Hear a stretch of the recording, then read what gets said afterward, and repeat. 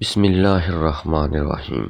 حضرت امام حسین رضی اللہ تعالیٰ عنہ فرماتے ہیں، کائنات میں تمہیں شدید غم ملے تو میرے غم کو یاد کر لینا، تمہارے غموں کا وزن ہلکا ہو جائے گا۔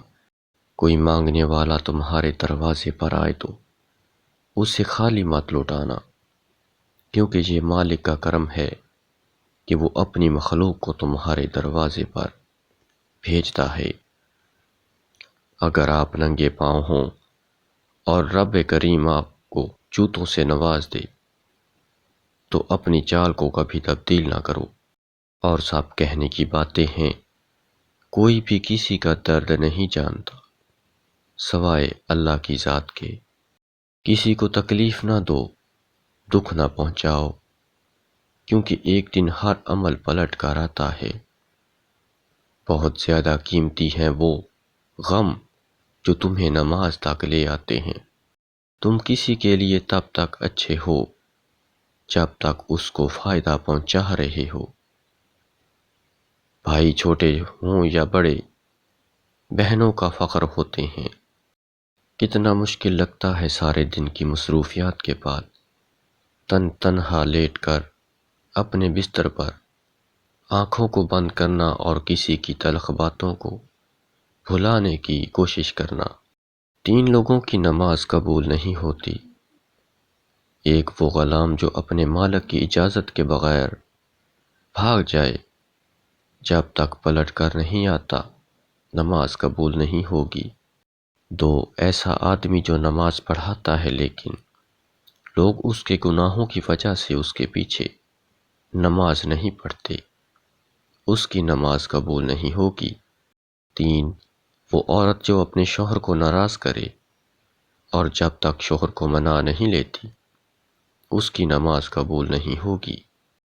اکثر اوقات کسی کے الفاظ اتنی گہرائی تک چبھ جاتے ہیں کہ پھر ہم چپ سے ہو جاتے ہیں اور سوچنے لگ جاتے ہیں کہ کیا واقعہ ہی ہم اتنے برے ہیں۔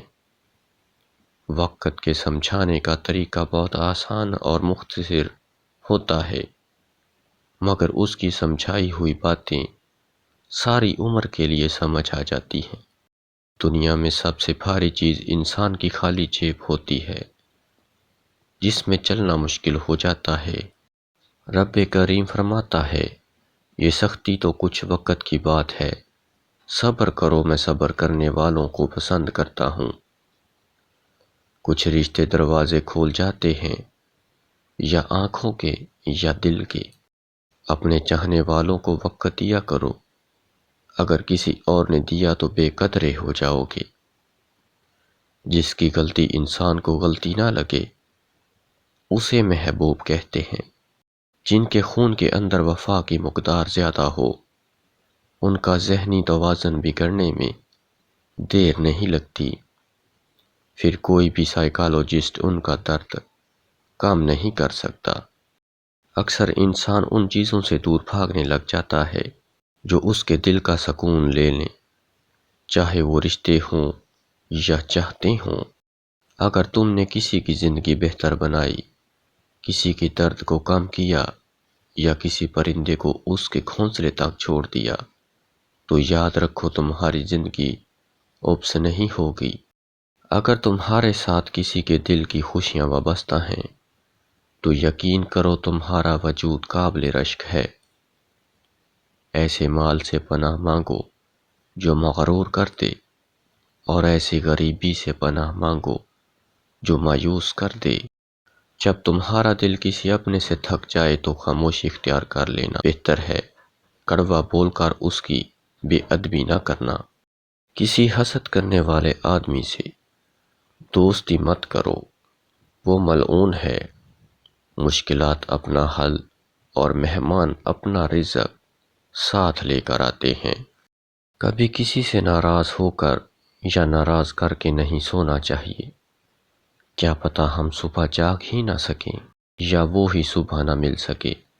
صدقہ کر کے اپنے اور اپنے رب کے درمیان تعلق پیدا کرو، تمہیں رزق بھی دیا جائے گا اور تمہاری مدد بھی کی جائے گی اور تمہارے نقصان کی تلافی بھی کی جائے گی۔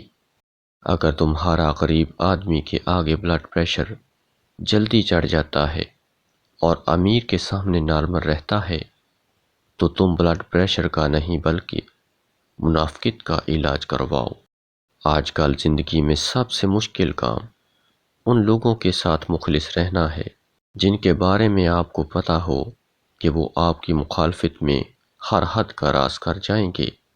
آج کل لوگوں کی مدد کرنے کا وقت کسی کے پاس نہیں، مگر لوگوں کے کاموں میں ٹانگیں اڑانے کا وقت تو سب کے پاس ہے۔